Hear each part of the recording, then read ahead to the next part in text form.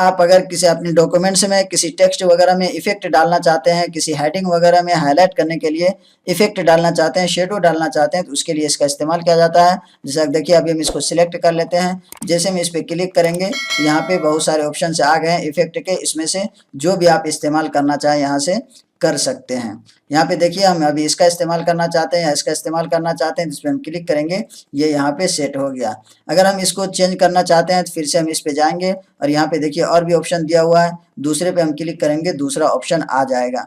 अगर आप इसको और बदलना चाहते हैं, जैसा कि शेडो वाला इस्तेमाल करना चाहते हैं, तो यहाँ पे और भी ऑप्शन दिया हुआ है। देखिए शेडो यानी इसका बैकग्राउंड में इसके पीछे हल्का हल्का सा साया जैसे दिखेगा, शेडो जिसको कहा जाता है, वो यहाँ पे दिखाई देता है।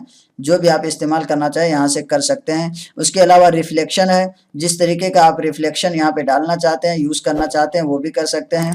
उसके बाद ग्लो है, यहाँ पे देखिए इसको भी आप इस्तेमाल कर सकते हैं। यानी बहुत सारे ऑप्शंस यहाँ पे दिए हुए हैं, जिसका भी आप चाहें यहाँ से इस्तेमाल कर सकते हैं। अगर आप इसका कलर चेंज करना चाहते हैं, जैसा कि यहाँ पे दिया हुआ है, मुख्तलिफ कलर दिया हुआ है, इसमें से कोई भी कलर आपको पसंद नहीं है, इसमें आप दूसरा कलर इस्तेमाल करना चाहते हैं, जैसा कि देखिए इसका जो मेन कलर है वाइट है और इसका जो इफेक्ट कलर है वो दूसरा है। इसको अगर आप चेंज करना चाहते हैं तो इसको सिलेक्ट करेंगे और यहाँ पे देखिए कॉर्नर पे एक एरो का निशान दिया हुआ है, तीर का निशान दिया हुआ है, इस पे आप क्लिक करेंगे।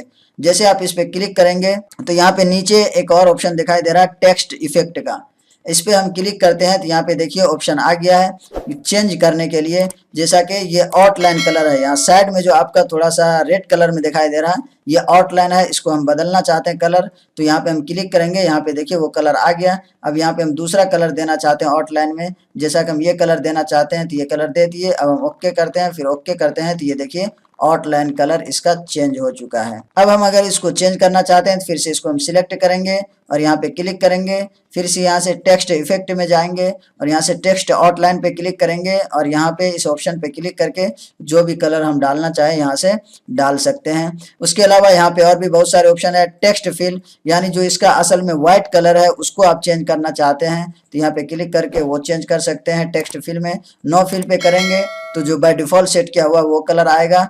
गार्डियन पे करेंगे तो यहाँ पे देखिए और भी ऑप्शन है, जो भी आप यहाँ से सेट करना चाहें कर सकते हैं। ये है टेक्स्ट फिल और ये है टेक्स्ट आउटलाइन, जो साइड कलर होता है आउटलाइन कलर होता है उसको आप इस पे चेंज कर सकते हैं। फिर आउटलाइन में भी देखिए बहुत सारे ऑप्शंस है, किस तरीके का आप आउटलाइन देना चाहते हैं। यहाँ भी देखिए आउटलाइन का और भी ऑप्शन है, जो भी आप देना चाहें यहाँ से इसको यूज कर सकते हैं। उसके बाद का ऑप्शन है टेक्स्ट हाईलाइट का। किसी टेक्स्ट को आप हाईलाइट करना चाहते हैं, बिल्कुल वाज़ेह करना चाहते हैं, नुमाया दिखाना चाहते हैं, जो अहम सेंटेंस होता है बिल्कुल उसको आप दिखाना चाहते हैं वाज़ेह करके, तो उसके लिए इसका इस्तेमाल किया जाता है। जैसा कि देखिए यहाँ पे हम इसको हाईलाइट करना चाहते हैं तो इसको हम यहाँ से सिलेक्ट करेंगे और यहाँ ड्रॉप डाउन मेनू पे क्लिक करेंगे और जो भी यहाँ से हम कलर देना चाहें यहाँ से दे देंगे। हाईलाइट हो गया है। अब ये बिल्कुल अलग दिखेगा कि ये सेंटेंस कुछ अहम है, जिसकी वजह से ये बिल्कुल अलग दिख रहा है। इस तरीके से उसको हाईलाइट किया जाता है। अगर आप पूरे पैराग्राफ को हाईलाइट करना चाहते हैं तो पूरे पैराग्राफ को सिलेक्ट करेंगे और यहाँ पे जाके जो भी कलर यहाँ से आप देना चाहते हैं हाईलाइट में वो यहाँ से आप इस्तेमाल कर सकते हैं। ये देखिए पूरा पैराग्राफ हाईलाइट हो गया, पूरे पैराग्राफ में कलर आ गया है। इसके बाद का ऑप्शन है, इसको टेक्स्ट कलर कहा जाता है। अभी तो ये पैराग्राफ का बैकग्राउंड कलर था, यानी टेक्स्ट का बैकग्राउंड कलर इससे हम चेंज कर सकते हैं पैराग्राफ को या किसी भी टेक्स्ट को हाईलाइट करने के लिए।